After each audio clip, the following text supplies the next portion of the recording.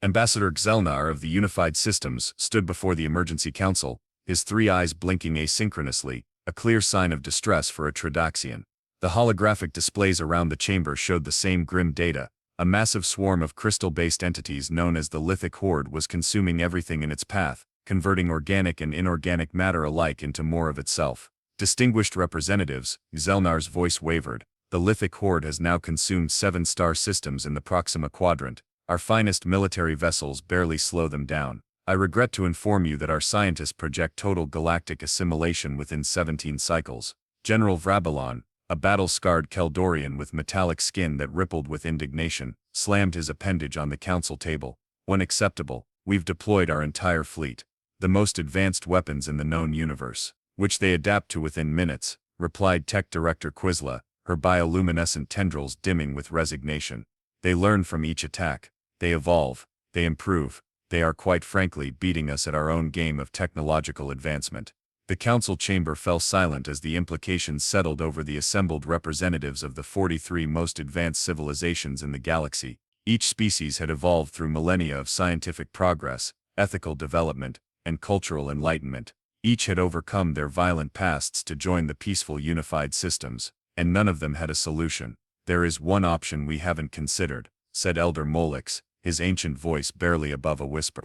All eyes, sensory organs and perception modules turned toward the hunched figure in the corner. Elder Molix rarely spoke at council meetings, and when he did, it was usually to remind everyone about some obscure protocol violation. No, Ambassador Xelnar replied immediately.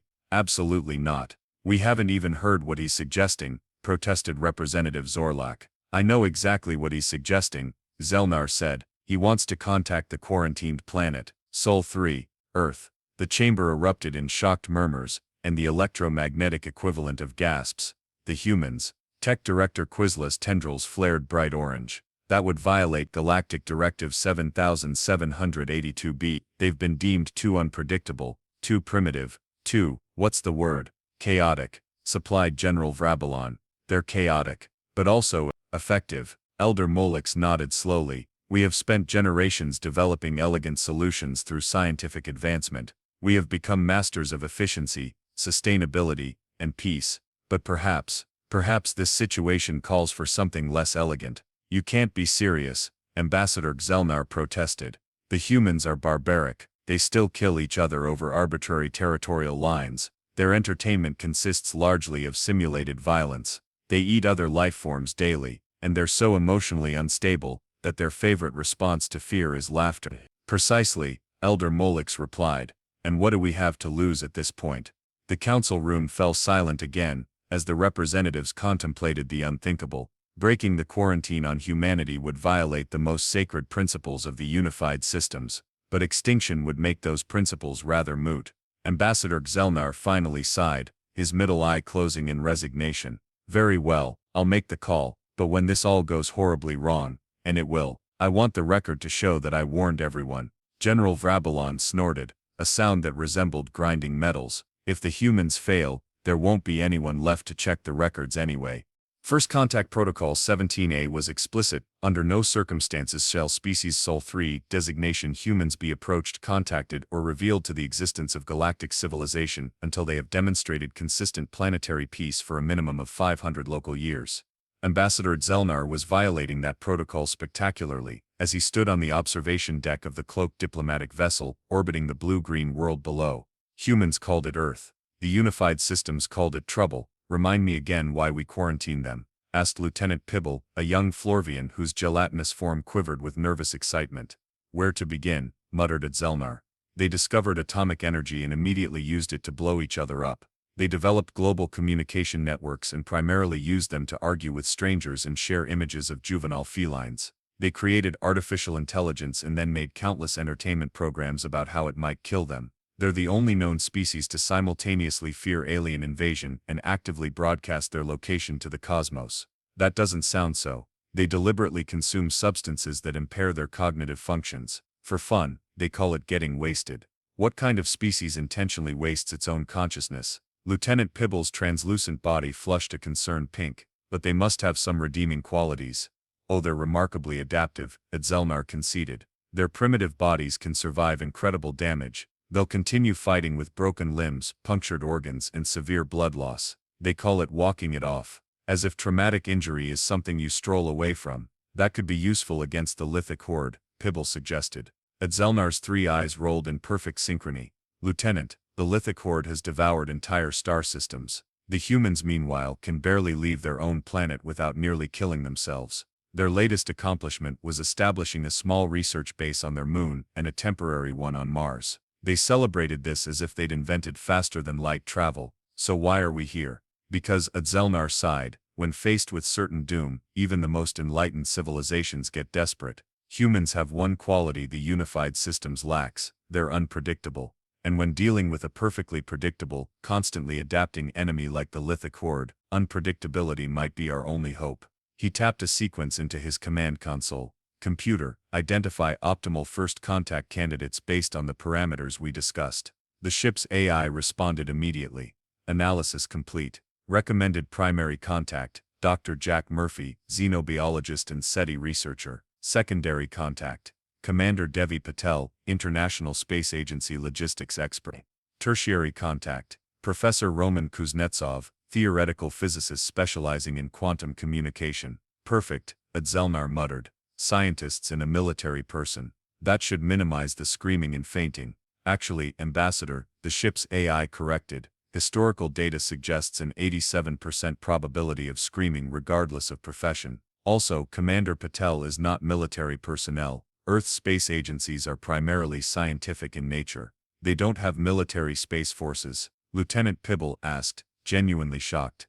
Oh, they do, Adzelnar replied. Multiple competing ones, in fact. But they're primitive enough that their space military primarily consists of satellites that spy on each other and experimental weapons designed to blow up other satellites. They literally weaponize their own orbital trash. Charming. Pibble's body rippled with what might have been a shudder. Computer, initiate contact sequence. Let's get this over with. Warning, the AI responded. First contact protocol 17A expressly forbids, override code extinction level event, Adzelnar interrupted. Authorization Adzelnar Omega 9, override accepted, initiating contact sequence. Materializing designated humans in 3, 2, 1. 3 shimmer beams activated on the deck, and within seconds, 3 very confused humans appeared, mid-conversation. Told you the quantum fluctuations were statistically significant, Dr. Murphy was saying, before realizing he was no longer in his lab. He froze, mouth still open, staring at the aliens before him. Commander Patel dropped her coffee mug, which shattered on the deck. "Что за черт?" exclaimed Professor Kuznetsov, which the translation matrix helpfully rendered as "what the hell." "Greetings, humans," Ambassador Adzelnar said, attempting his most diplomatic tone. "I apologize for the abrupt transportation. We are representatives of the Unified Systems, a galactic alliance of 43 advanced civilizations. We come in peace and desperately need your help." The humans stared silently, their faces cycling through expressions that the ambassador's cultural database identified as shock, disbelief, fear, and strangely excitement. Finally, Dr. Murphy spoke. "Holy shit. First contact. Actual aliens. And you speak English." Translation matrix, Adzelnar explained, pointing to the small device on his chest. "We've been monitoring your communications for centuries." "Centuries?" Commander Patel found her voice. "You've been watching us. Why haven't you contacted us before?" "Well," Adzelnar shifted uncomfortably, "technically, I'm breaking about 17 galactic laws by talking to you now. Your species is under quarantine until you stop, how do I put this delicately? Until we stop being a bunch of violent, chaotic messes," Professor Kuznetsov suggested with a surprising laugh. "Those weren't my exact words, but yes," Adzelnar admitted.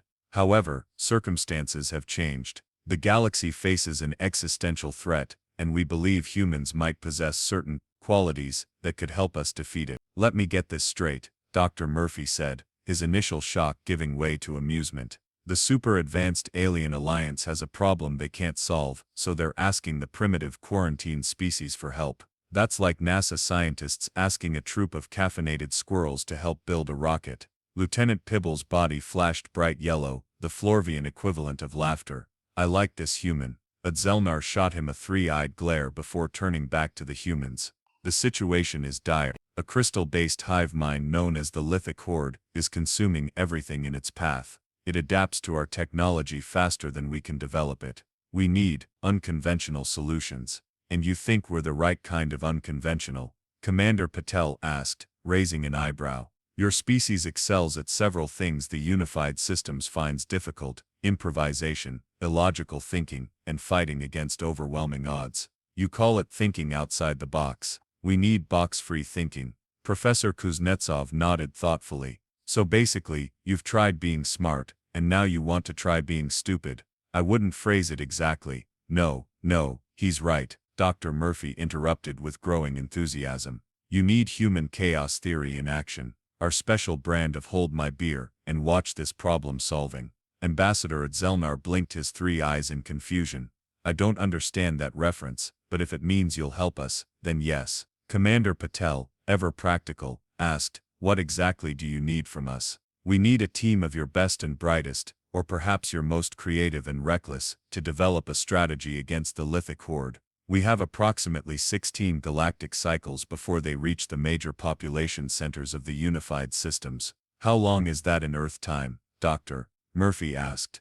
About 2 of your weeks. The 3 humans exchanged glances, then to Adzelnar's surprise, they all began to smile. 2 weeks to save the galaxy, Commander Patel said. That sounds like just enough time to pull off something spectacularly stupid that might actually work. I'll need to make some calls, Professor Kuznetsov added. There's this demolition expert I know who was kicked out of the Russian space program for what they called excessive creative solutions. I think we need her. Ambassador Adzelnar felt a creeping sense of dread. He had expected the humans to be shocked, terrified, perhaps even honored by the request. Instead, they seemed enthusiastic, almost eager. Lieutenant, he whispered to Pibble as the humans huddled together, already brainstorming ideas. I believe I may have made a terrible mistake. Maybe, Pibble replied, his gelatinous form shifting to an optimistic blue. Or maybe we've finally found something scarier than the Lithic Horde. What could possibly be scarier than a galaxy-consuming crystal swarm? Pibble gestured toward the humans, who were now laughing about something called a Death Star and shoving a photon torpedo where the sun don't shine. Humans, Pibble said simply. Humans with a deadline and nothing to lose. News of first contact spread through Earth's scientific community like wildfire. If wildfire could be contained by the strictest non-disclosure agreements in human history, within 48 hours, a hastily assembled team of 12 humans boarded Ambassador Selnar's ship, ready to save the galaxy, or at least go down in a blaze of glory trying. Diplomatic Briefing Room 7 aboard the starship Logical Progression was never designed to accommodate humans. The chairs were too angular, the temperature too precisely regulated, and the air too efficiently filtered of all personality. Dr. Jack Murphy stood at the front, giving his best impression of someone who knew what he was doing. Let me introduce our team, he said to Ambassador Selnar and the small contingent of alien officials. We've selected experts from diverse fields who excel at unconventional problem solving. Commander Patel stepped forward with a tablet. First, our science team, Professor Kuznetsov, you've already met. With him is Dr. Maya Wang, nanomaterials specialist, who was denied 3 patents for being too theoretically dangerous, and Dr. Theo Williams, bioengineer, who created bacteria that eat plastic and accidentally made them too enthusiastic about it. The 2 scientists waved awkwardly. Dr. Williams whispered, that beach in New Jersey wasn't my fault. Our engineering team, Patel continued, includes Freya Jurgensen, former demolitions expert, who got banned from Norway for what she called excessive structural testing, and Luis Ortega, who hacked 3 different space agencies before they hired him as cybersecurity consultant. Freya gave a thumbs up while Luis nodded, looking like he'd rather be behind a computer screen than in front of aliens. For tactical support, we have Colonel Raj Singh, expert in guerrilla warfare, Natasha Volkov, former Russian intelligence operative, and Marcus Chen, Hollywood special effects supervisor. Ambassador Selnar's middle eye blinked in confusion. A movie person, for a galactic crisis? Trust me, Murphy said with unearned confidence. Nobody knows more about destroying things creatively than special effects people. They're professional explosion artists. We've also brought Victor Laszlo, chaos mathematician, Dr. Olivia Bennett, xenobiologist specializing in extremophile organisms, and finally Dave Johnson. There was a pause. Krasnar looked at the unremarkable human man, who seemed to be intently studying the ceiling. And what is Dave Johnson's expertise? The ambassador inquired. Murphy and Patel exchanged glances. Dave finds solutions. Murphy explained vaguely. I'm a janitor, Dave clarified, finally looking at the aliens. But I've seen every science fiction movie ever made. Twice. Also, I solved that weird equation nobody could figure out when I was cleaning the university blackboards. He's our wild card, Patel added. General Vrabelon, who had joined the meeting via hologram, let out a grinding sound of exasperation. This is your elite team? Scientists of questionable ethics, criminals, soldiers, a mathematician, and a cleaning person. With respect, General, Colonel Singh interjected, humanity's greatest achievements have often come from unlikely collaborations, and our backs are against the wall here, which is when humans tend to get creative. Exactly. Murphy's enthusiasm was palpable. Now we've reviewed all the data on the Lithic Horde, and we have a plan. Well, the beginnings of a plan. Actually, several competing plan fragments that we're still arguing about. Tech Director Quizla's bioluminescent tendrils pulsed with alarm. You don't have a unified strategy. The Horde will reach the Cygnus sector in 15 cycles. That's the beauty of it, Dr. Wong chimed in. We're not going to present one solution for the Horde to adapt to. We're going to throw multiple contradictory approaches at them simultaneously. Chaos as strategy. The assembled aliens exchanged concerned glances. Perhaps Ambassador Xelnar suggested carefully, you could elaborate on these approaches. Dr. Murphy activated a holographic display with a surprisingly confident gesture, revealing a series of diagrams and simulations. First, we analyzed the Horde's crystalline composition. These entities absorb matter and energy to replicate. Right. So approach 1. Disrupt their replication process with targeted nanobots carrying a custom-engineered virus. Dr. Williams and Dr. Wong are already working on prototypes. A virus? For crystals? Elder Mulix, who had insisted on joining despite protocol concerns, sounded skeptical. Not a biological virus, Dr. Williams explained. More of a self-replicating error code that spreads through their network, corrupting their growth patterns, like cancer for computers. Before the aliens could process this, Murphy continued. Approach 2. Since they adapt so quickly to conventional weapons, Freya and Marcus are developing unconventional ones, weapons so illogical that the Horde won't recognize them as threats until it's too late. Freya grinned. Ever seen what happens when you introduce a controlled quantum uncertainty field into a crystal lattice? Neither have we, but the math suggests it'll be spectacular. And possibly create a small black hole, Marcus added cheerfully. But that's Plan C anyway. Plan C. General Vrabelon's hologram flickered with what might have been alarm. What's Plan B? That's where it gets interesting. Victor Laszlo spoke up, his eyes gleaming with the special enthusiasm only chaos mathematicians could muster for potential disaster. We're going to weaponize predictability itself. The room fell silent as both humans and aliens tried to decipher this statement. Dave, the janitor, surprisingly came to the rescue.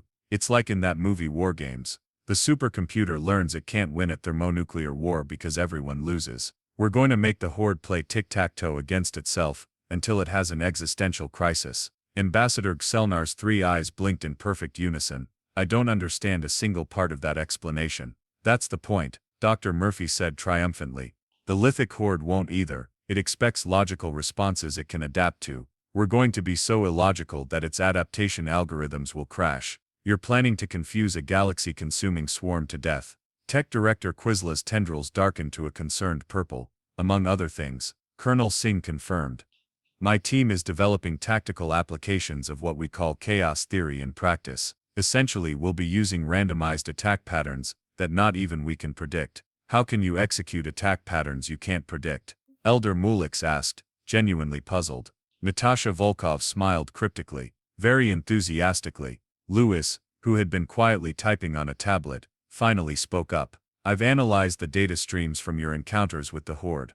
There's a recognizable pattern to how they process and adapt to new threats. If we can overload that system with contradictory information, like a DDoS attack on their collective intelligence, Dave nodded. Classic. The alien representatives stared at the humans with expressions ranging from horror to fascination. These creatures, supposedly quarantined for their own good and the safety of the galaxy, were casually discussing tactics that violated not just strategic conventions, but possibly several laws of physics. Ambassador Xelnar cleared his throat, a sound like wind chimes in a hurricane.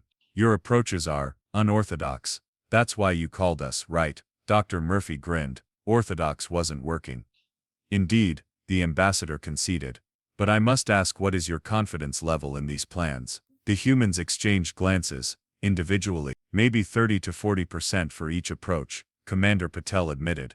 But collectively, running all operations simultaneously, I'd give us a solid 65% chance of not making things catastrophically worse, and a decent shot at actually winning, added Colonel Singh. General Vrabalon's hologram flickered as he processed this. You're telling me your species' best plan has a 35% chance of failure, more like a 35% chance of spectacular failure, Freya corrected cheerfully. But yeah, that sounds about right.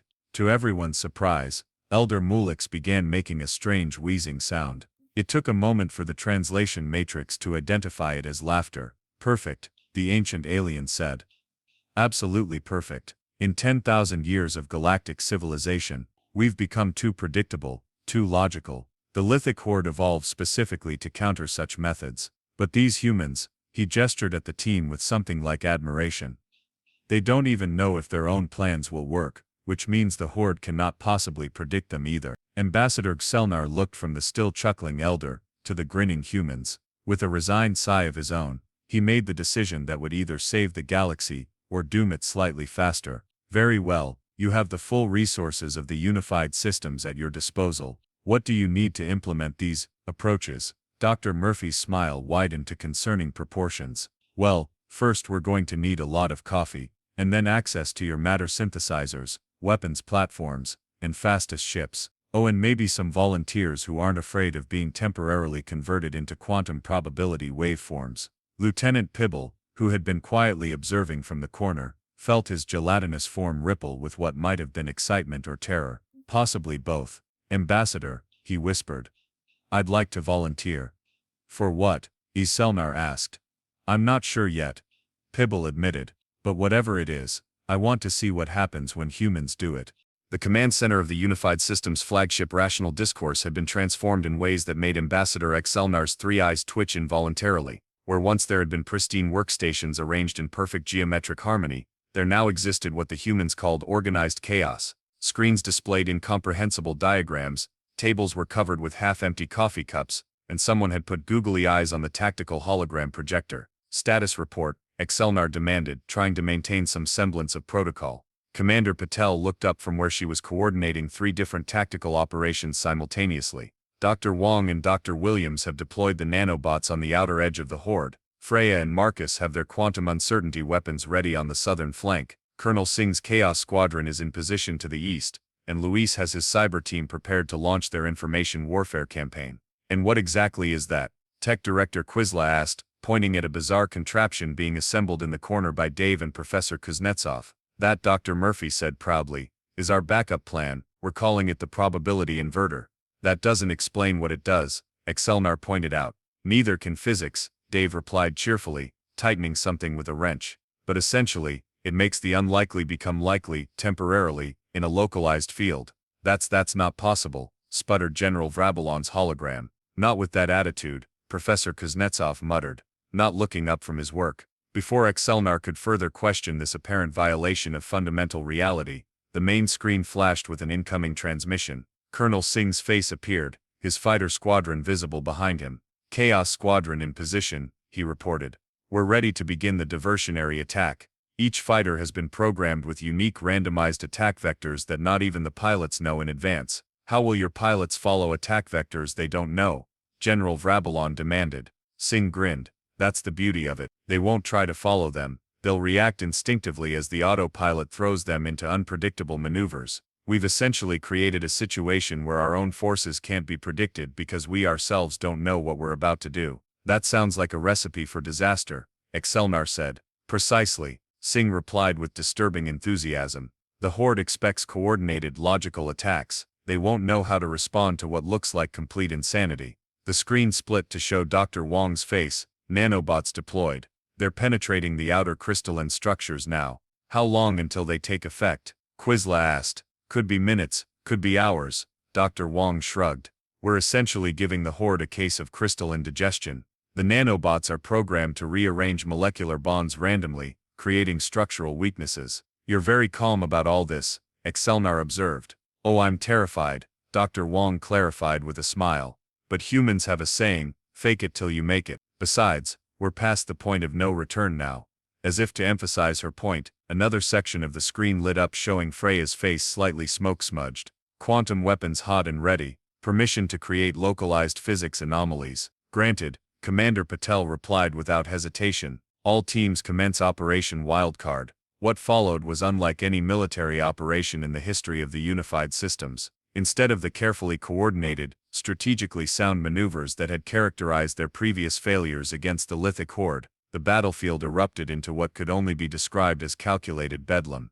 Colonel Singh's fighters swooped into the Horde's outer edges, each moving in patterns so unpredictable that they occasionally surprised even their own pilots. Where unified systems forces had previously attacked in formation, these human-piloted ships zigged when they should have zagged, fired when they should have retreated, and occasionally stopped mid-battle to perform what Singh called the interstellar equivalent of donuts. "They're confusing the Horde's predictive algorithms," Tech Director Quisla exclaimed, her tendrils flashing with excitement as she watched the data streams. "The crystalline entities are attempting to predict attack patterns, but they can't establish baselines because there are no patterns." Meanwhile, Dr. Wong's nanobots had begun their work. Throughout the Horde, individual crystal entities suddenly shuddered, their perfect lattices disrupted by microscopic saboteurs. Some crystals began growing in random directions, others stopped growing altogether, and a significant number began to display what Dr. Williams described as the crystal equivalent of an autoimmune response, attacking their own kind due to corrupted recognition protocols.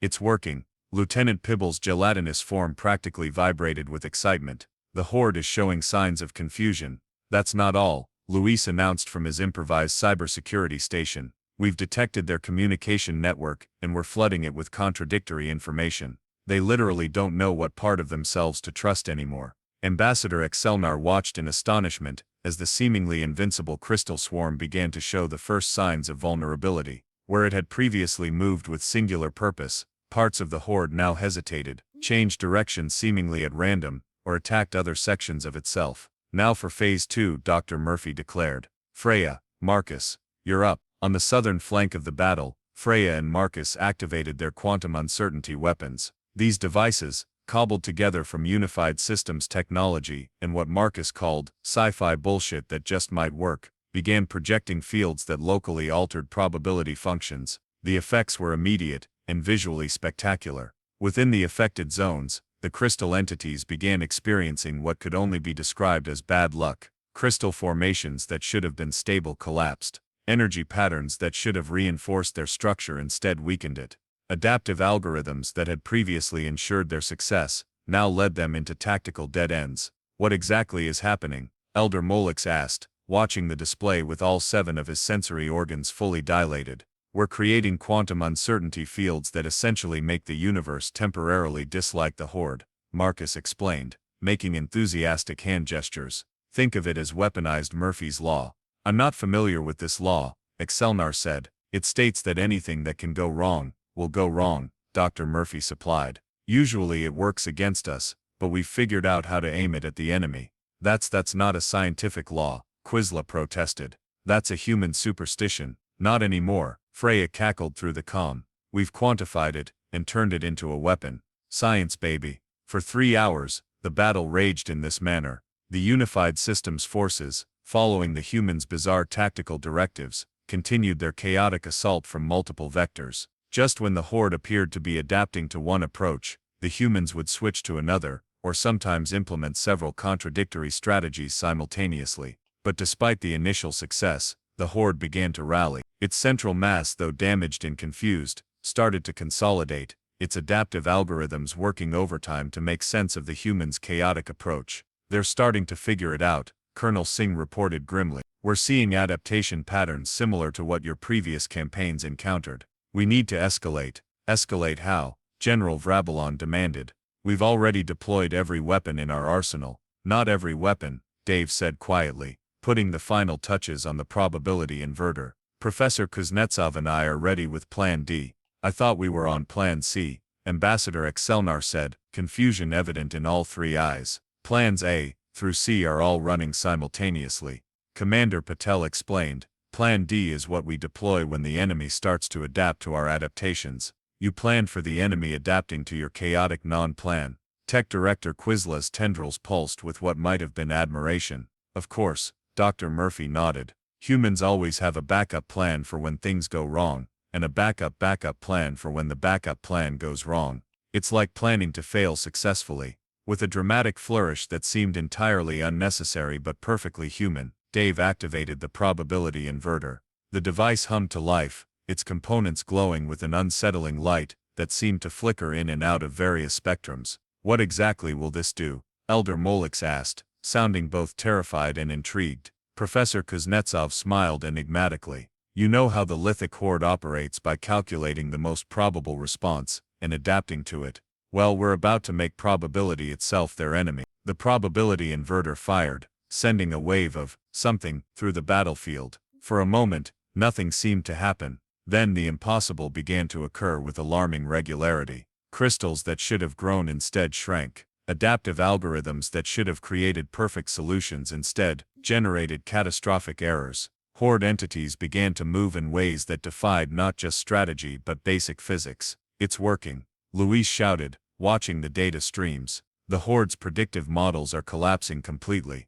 They rely on probability calculations to determine optimal growth and attack patterns, but we've just made the universe locally biased against their math. On the main view screen, the Lithic Horde's previously unstoppable advance had not just halted but reversed. Entire sections were dissolving, attacking each other, or simply ceasing to function. What had been a terrifying display of crystalline perfection was devolving into glittering cosmic dust. Ambassador Excelnar stared at the spectacle, all three eyes wide with disbelief. They're actually doing it. The humans are winning. Not yet, Commander Patel cautioned, pointing to the center of the Horde's mass. Look. In the midst of the disintegrating crystal swarm, a dense core remained intact, pulsing with energy, and it was adapting, even to the chaos, even to the improbability field. Somehow, it was learning from even these irrational attacks. It's the central intelligence, Dr. Murphy realized, the heart of the hive mind. It's figured out how to shield itself from our attacks. Then we need to hit it directly, Colonel Singh said. With everything we've got, that's suicide. General Vrabalon protested. Nothing can get through that concentration of crystal entities. Dave, who had been quietly observing, suddenly spoke up. Actually, I think I know how to reach it, but we need a volunteer. All eyes turned to the unassuming janitor, whose unexpected insights had already proven invaluable. In every sci-fi movie I've ever watched, Dave explained, there's always a moment when someone has to make the heroic sacrifice play, fly the ship into the alien mothership, detonate the bomb manually, that kind of thing. A heavy silence fell over the command center. I'll do it, Lieutenant Pibble said, his gelatinous form solidifying with resolve. I'll volunteer. No, Ambassador Excelnar said, surprising everyone including himself. This was my decision. I brought the humans here. I'll be the one to finish this. Dr. Murphy looked between the two aliens, then at the main screen, showing the pulsing core of the Lithic Horde. His expression shifted from scientific curiosity to something else entirely, determination mixed with the particularly human emotion of not today. Thank you very much. Actually, he said, I have a better idea, one that doesn't involve noble sacrifices, because honestly, that trope is overused. He turned to Dave with a grin. How do you feel about turning that probability inverter up to 11, and aiming it like a sniper rifle? Turn the probability inverter into a sniper rifle? That's not physically possible, Professor Kuznetsov protested, then paused. Actually, wait, if we reconfigure the quantum field emitter and focus it through the ship's main deflector dish. Exactly, Dr. Murphy grinned. Dave, help the professor. Everyone else, we need to create a distraction big enough to give us one clear shot at the Horde's core. Ambassador Excelnar watched in astonishment as the humans rapidly transformed from scientists into what appeared to be action movie heroes. We need to coordinate all attacks to create a momentary pathway to the core, Colonel Singh announced. Commander Patel, can you calculate the optimal convergence point? Already on it, she replied, fingers flying across multiple interfaces. We'll need precise timing. The quantum weapon will only have a 2-second window. Tech Director Quizla's tendrils twisted anxiously. But even if you hit the core directly, how do you know it will be enough? The Horde has adapted to everything so far. That's the beauty of the probability inverter, Dave explained while rewiring something that definitely wasn't meant to be rewired. It doesn't just change what happens, it changes what can happen. We're going to make it so the most probable outcome for the Horde's core is catastrophic failure. Multiple bogeys incoming. Luis shouted from his station. The Horde is sending crystalline interceptors. They've figured out what we're doing. All ships, execute maneuver Wildcard Omega, Commander Patel ordered.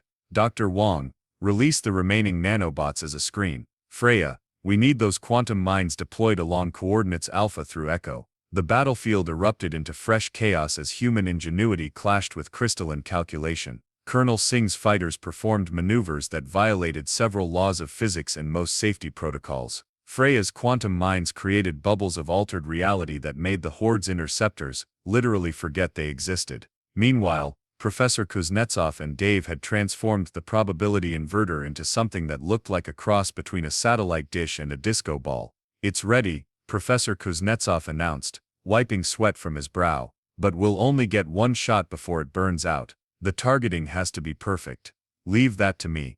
Natasha spoke up, stepping forward for the first time. The former Russian operative had been quietly observing until now. I was the best sniper in my unit. If anyone can hit that target, it's me. As the final preparations were made, the Horde seemed to sense the danger. Its core pulsed more rapidly, and the surrounding crystal entities formed increasingly dense layers of protection. 10 seconds to firing window.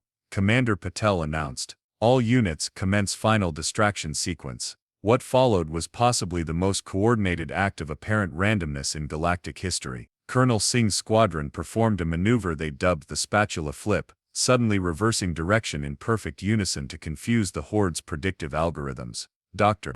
Wong's nanobots simultaneously activated their self-destruct protocols, creating a ripple of microscopic explosions throughout the Horde's outer layers. Freya detonated her remaining quantum mines in a sequence that created a momentary tunnel through the crystal defense. Now, Commander Patel shouted. Natasha fired the modified probability inverter, a beam of distorted reality, invisible to the naked eye but blindingly obvious on the quantum sensors, shot through the temporary gap in the Horde's defenses, striking its core with pinpoint accuracy. For a moment, nothing happened. The core continued to pulse, the crystal entities continued their assault, and Ambassador Exelnar felt his heart sink. Then, impossibility bloomed. The core of the Lithic Horde, an entity that had devoured star systems and adapted to every weapon thrown against it, suddenly found itself experiencing the quantum equivalent of an existential crisis. Probability collapsed around it, every possible failure occurring simultaneously within its crystalline structure. It's working, Dr. Murphy exclaimed, watching the readings. The core is destabilizing. The command center erupted in cheers as the main screen showed the Horde's core flickering, dimming, and finally collapsing in upon itself. Without its central intelligence, the remaining crystal entities lost cohesion, their unified purpose dissolved into random ineffective movements. They've done it, Elder Mulix whispered in awe. The humans actually did it. Ambassador Exelnar stared at the humans celebrating around him, high-fiving, hugging, and in Dave's case, performing an enthusiastic victory dance. These chaotic quarantined creatures had accomplished in days what the combined might of 43 advanced civilizations couldn't achieve in months. And they'd done it with scientific principles that shouldn't work, weapons that shouldn't exist, and tactics that no sane species would ever consider. I think, the ambassador said slowly to Lieutenant Pibble, whose gelatinous form was vibrating with excitement, we may need to reconsider our quarantine protocols, or strengthen them, Pibble suggested, watching Freya and Marcus discuss what sounded suspiciously like plans for an even bigger quantum weapon, for everyone else's safety. One galactic standard month after what was now being called the Crystal Crisis, the Grand Council Chamber of the Unified Systems was hosting a ceremony unlike any in its long history. For the first time, representatives of Earth stood before the assembled delegates of 43 advanced civilizations. Ambassador Exelnar, now sporting a small pin shaped like a coffee cup, a gift from Dr. Murphy, addressed the council. Distinguished representatives, we gather today to formally recognize the contribution of humans in saving our galactic civilization from extinction. Without their unique approach to problem solving, we would not be here today. The chamber, usually a model of decorum and restraint, erupted into the various species equivalents of applause, from the harmonic humming of the melodians to the telepathic approval bursts of the synaptics. Commander Patel stepped forward as the designated human spokesperson, looking slightly uncomfortable in the formal diplomatic attire that had been hastily designed for the occasion. On behalf of Earth, we thank you for this recognition, she began, her voice steady despite the historical significance of the moment. Though honestly, we're still processing the whole aliens are real and they asked us for help thing. This elicited a ripple of amusement through the chamber. We understand that our methods appeared unorthodox to you, she continued. But where you saw chaos, we saw possibilities. Where you saw illogical risks, we saw necessary gambles. That's the human way. We don't always know if something will work, but we'll try it anyway, especially when the alternative is doing nothing. General Vrabalon, who had initially been the most skeptical of the humans, stepped forward. The military council has analyzed your tactics extensively. We still don't understand how you knew they would work. That's the secret, General, Dr. Murphy replied with a grin. We didn't, we just knew that what you were doing wasn't working, so literally anything else was worth a shot. Tech Director Quizla's tendrils pulsed with curiosity. But the probability inverter, it violated fundamental laws of quantum mechanics. Only the ones we knew about, Professor Kuznetsov shrugged. Sometimes you have to break the rules to rewrite them. Besides, it worked, didn't it? That's precisely the point, Elder Molix said, his ancient voice carrying surprising strength. For millennia, the unified systems has prided itself on predictability, uncertainty, on only acting when success was guaranteed. And in doing so, we became stagnant. Predictable, perfect targets for an enemy that thrived on adapting to logical responses. The Elder shuffled forward, facing both the Council and the human delegation. These humans reminded us of something we had forgotten, that progress often requires risk, that innovation demands failure, that sometimes the most logical decision is to be deliberately illogical. Ambassador Excelnar nodded solemnly. Which brings us to the matter at hand, the quarantine status of Earth. A tense silence fell over the chamber. The humans exchanged nervous glances. After careful consideration, Selnar continued, the diplomatic corps recommends maintaining the quarantine. Colonel Singh's eyebrows shot up. After everything we did for you. Oh, the ambassador's 3 eyes blinked in surprise. You misunderstand. We're not maintaining the quarantine to protect the galaxy from humans. We're maintaining it to protect humans from the galaxy, Elder Molix clarified with a wheezing chuckle. You see, your species possesses something precious, something we lost long ago, the ability to think beyond established parameters, to embrace chaos as a creative force. If we integrated Earth fully into the unified systems now, Tech Director Quizla explained, her tendrils glowing a gentle blue, you would inevitably begin adopting our methods, our technologies, our predictability. And the next time the galaxy faces an adaptive crisis, General Vrabalon added, we might need your particular brand of chaotic ingenuity again. Dave, who had been uncharacteristically quiet throughout the ceremony, suddenly laughed. So we're basically your emergency glass case, break in case of galactic disasters. An apt metaphor, Ambassador Excelnar agreed. Though we would propose limited cultural and scientific exchange, a middle ground between full integration and complete isolation. Commander Patel considered this. So Earth remains technically quarantined, but with diplomatic relations and controlled knowledge sharing. Precisely, the ambassador confirmed. We learn from your creativity, you learn from our advancement. But you maintain your unique humanness. Dr. Murphy grinned. I think I speak for all of us when I say that sounds like a deal. Besides, we've still got plenty to sort out on our own planet before we start gallivanting across the stars full time. Though Freya added with a mischievous smile, if you ever need someone to blow something up in a way that defies several laws of physics again, you know who to call. The formal treaty was signed amid much ceremony, establishing Earth as the first protected creative reserve in galactic history, a status that acknowledged both humanity's potential and its need to develop on its own terms. As the human delegation prepared to return to Earth, Lieutenant Pibble approached them, his gelatinous form shifting nervously. I've requested permission to serve as cultural liaison to Earth, he said. If you'll have me, of course. Are you sure you're ready for that? Dr. Murphy asked. We're a lot to handle. After watching you turn the laws of probability into a weapon, I think I can manage. Pibble replied with what approximated a smile. Besides, someone needs to explain why you shouldn't introduce your coffee to species with multiple cardiovascular systems. Back on the diplomatic vessel, as Earth grew larger in the view screen, Ambassador Excelnar found himself reflecting on the strange turn of events that had led to this unprecedented arrangement. Do you think we made the right decision? He asked Elder Molix, keeping them at arm's length but still in contact. The Elder watched as Dave taught Lieutenant Pibble how to play rock, paper, scissors in the corner, the Florvian's gelatinous appendages struggling to form the correct shapes. I think, Molix said wisely, that sometimes the most dangerous species are also the most necessary. The humans have much to learn about galactic civilization, but we have even more to learn from them. About what? Selnar asked. About remembering to be surprised by the universe, the elder replied. About finding solutions where none should exist. About facing certain doom with a shrug and saying, "Hold my beer and watch this." Ambassador Excelnar's 3 eyes blinked in confusion. "I still don't understand that reference." "Neither do I," Elder Molix admitted with a chuckle, "but I'm looking forward to finding out." On the other side of the ship, Dr. Murphy was already sketching designs for what he called Plan E, just in case the galaxy needed saving again. After all, humans had a saying, better to have a completely insane plan and not need it, than to need a completely insane plan and not have it. The galaxy might be safe for now, but if history had taught humanity anything, it was that the universe never ran out of problems to solve, or of opportunities to solve them in ways no one had ever imagined before. And that was exactly how they liked it.